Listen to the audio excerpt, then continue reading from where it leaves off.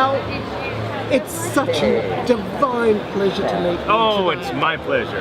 How are you? Great. Welcome to Oz Comic Con. Oh, thank you, and welcome to Brisbane. Oh, Oz Comic thank Con. you. Are you kidding? I'm the luckiest guy on the planet to be here in Brisbane and at the Oz Comic Con. I mean, one minute I'm in Colorado, the next minute it's like, come to Australia. I know. Crikey, it's beautiful here. Oh, gorgeous. Did you practice that very much? Of course I did. I grew up watching The Croc Hunter. Oh, and you know. No, I didn't grow up. My daughter did, I Your should say. daughter. Yeah. Oh, well, you know, he just had an anniversary of, you know. Yes. And, yeah, sadly missed. We were there yesterday at a zoo, and it is a marvelous place.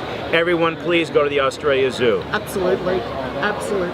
It's the best zoo in the world, I Yes, think. it is. Yeah. So, have you seen many other parts of, you know, Brisbane, or actually you've been in Sydney too? Well, we had a bit of a problem on Wednesday. Our plane was canceled because of engines. So it's better to have it canceled on the ground than in the air. So we didn't get much of a chance at all to go around Wednesday, and then yesterday we were at the Australia Zoo, and today we're here. You're here, Yeah. and tomorrow? And tomorrow we're going to be here. And do you leave on Monday? Monday morning we leave. And you're back where? We're going to be, well, we're flying kind of like a rock skipping across the pond, as you might say, until we get back to Colorado, to Denver, Colorado. And that's where you... We have a studio there, and we have a studio in Boulder, Colorado. Yeah. And your wife is an amazing partner that does voice as well. She's been on The Simpsons, Simpsons 28 years since they 28 first years. began. Yeah. I know. So how many years have you done on Simpsons? Well, Simpsons, I was fortunate enough to be able to do Moe, the bartender, and Chief Wiggum, and as a precaution, I destroyed all those tapes. And Snake, oh, dude, love it. And of course, Apu, most assuredly, put down the slurpy cup and back away. Don't make me use unlawful force. So I did that while Hank Azaria was off doing Birdcage. So I've really only done one episode, but she's done many. That's incredible. So you must be amazing at home. You know, like, you know, while you're cooking. Oh, and I do all the cooking, but my daughter says that it's like, whose line is it anyway, 24/7, 365. So, yeah, we batter back and forth in a lot of different voices. Do you, when you have an argument, do you actually go into a lot of different voices as well? Well, sometimes we get sarcasm from the British, and we go, oh, yeah, right, sure. You know, so we do a little bit of this and a little bit of that, but when you're arguing, you try not to, let's say, exacerbate the argument. So we try to stick to ourselves. Oh, beautiful. What a great relationship. But when we make up, we're all over the place. Oh. Whoa. No, that's not TMI. Okay.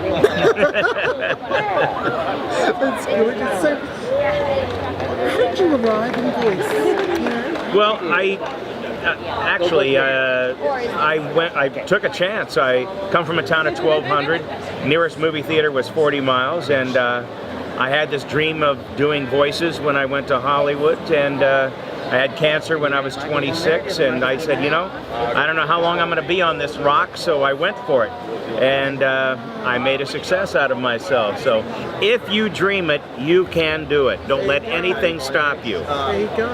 Yeah. And, you know, it's interesting because, you know, nowadays, you know, everybody wants to be an actor. Well, a lot of people like the acclaim and all of that, yes. Absolutely. But if you can specialize in something like this, is there... It gives you greater longevity because it doesn't depend on your looks. You can have, for women especially, you can take a career and you can have it into your 40s, 50s, 60s, 70s. I mean, you can be so many different characters that you couldn't on camera be. And of course, you know, the longevity, I mean, looking at The Simpsons, Nancy Cartwright's been a 10-year-old boy for nearly 30 years, so that wouldn't happen on camera. My 39th birthday. Amazing. So is there any other sort of stories that were, collectively fun over your career that you'd like to share with us today? That were fun? Yeah. Okay. Well, yes. I got to work with a lot of great people. I worked with Leonard Nimoy in the booth doing the Transformers movie, and we walked in right after Orson Welles had left the room. I worked with Scatman Carruthers, and he used to come in and play the harmonica and sometimes the ukulele. And oh, geez. Now my mind goes blank because I'm supposed to remember everything. I think probably the funniest story is I did these rats for a movie called Total Recall with Arnold Schwarzenegger. In the scene where he's taking the thing, the tracer out, and he puts it in a candy bar. And the guy says to me, he goes, what if the lead rat was from France? What would that sound like? And I said, now do you want it cartoony? And he said, no, I want it real. So I went, how about and he goes, I'm not sure about the first part, but I like the second part. And I said, well, I'll just try to make him a little more excited and high-pitched. Let's try that. So, think French rat. That's gorgeous. Unbelievable. That's gold. Thank you. Beautiful, beautiful talking to you today. Thank you. And I hope that you return to our shores. I will, I hope. If I'm invited, of course, I'll be here. Fantastic. Would you do me a favor? Yes.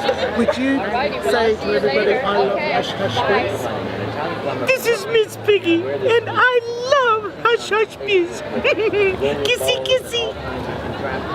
Thank you, Hal. You're very welcome. That's wonderful.